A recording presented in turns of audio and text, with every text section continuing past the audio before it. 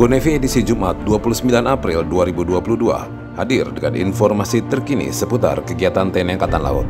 Dan inilah GoNevi Highlight selengkapnya.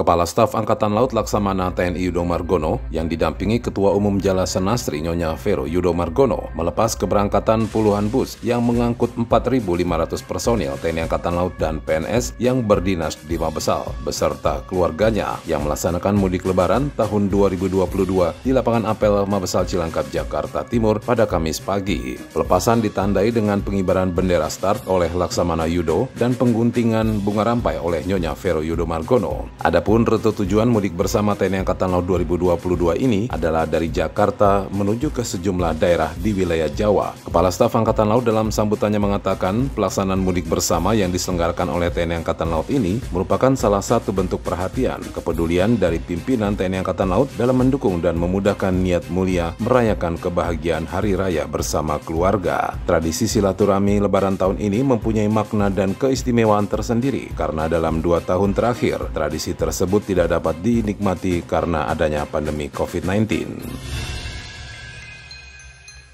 KRI Bela Daud 643 dan KRI Siribua 859 berhasil menangkap kapal tanker MT World Progress yang tengah melakukan pelayaran dari Dumai menuju India di Selat Malaka dan MT Anambel dari Kijing Pontianak menuju Sajar, Uni Emirat Arab di perairan barat Kalimantan. MT World Progress merupakan kapal tanker berbendera Liberia di nakodai Belov Alexander berkebangsaan Rusia dengan jumlah ABK 22 orang berkebangsaan asing, yaitu 7 orang warga negara Rusia, 6 orang dari Ukraina dan 9 dari India. Diduga melakukan pelanggaran dokumen dengan spesifikasi GT kapal yang tertera pada salah satu dokumen berbeda dengan dokumen yang lain, serta spesifikasi kapasitas mesin pendorong yang tertera pada salah satu dokumen berbeda dengan dokumen yang lain. Hal ini merupakan pelanggaran pasal 302 ayat 2 Junto pasal 117 ayat 2 Undang-Undang Nomor 17 Tahun 2008 tentang pelayaran.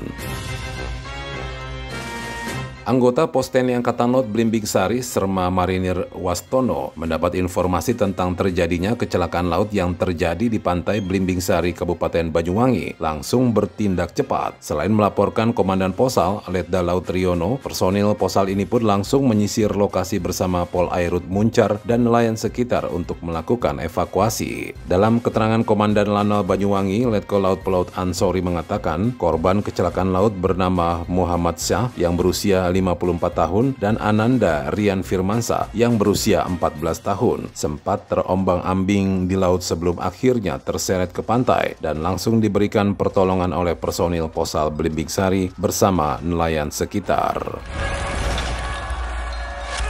Jelang puncak arus mudik Lebaran 2022, TNI Angkatan Laut menerjunkan sejumlah prajuritnya untuk membantu pihak kepolisian dalam pengamanan. Personil dari Pangkalan TNI Angkatan Laut Banyuwangi melaporkan situasi di Pelabuhan ASDP Ketapang Gilimanuk, di mana situasi kendaraan yang menyeberang dari Pelabuhan Ketapang menuju Pelabuhan Gilimanuk terjadi lonjakan atau peningkatan sebesar 20%. Sedangkan dari Gilimanuk menuju Ketapang terjadi lonjakan arus kendaraan sekitar 50%. Sementara laporan pengamanan arus mudik dari Lantamal 13 Tarakan menggambarkan situasi lonjakan penumpang yang menggunakan jasa penyeberangan laut. Personil Lantamal 13 bersama pihak kepolisian melakukan pengamanan dan pengawasan di sekitar pelabuhan dan alur pelayaran penyeberangan.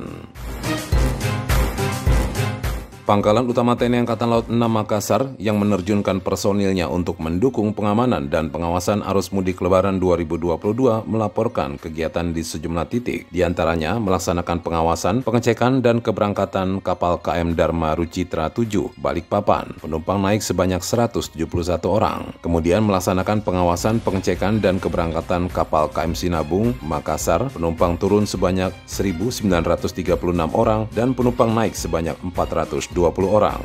Selanjutnya melaksanakan pengawasan, pengecekan dan keberangkatan KM Dharma Rucitra 1 Banjarmasin, penumpang turun 920 orang dan penumpang naik sebanyak 156 orang, serta melaksanakan pengawasan, pengecekan dan keberangkatan KM Nikisai Labuan Bajo Banjarmasin, penumpang turun sebanyak 173 orang sedangkan penumpang naik 165 orang.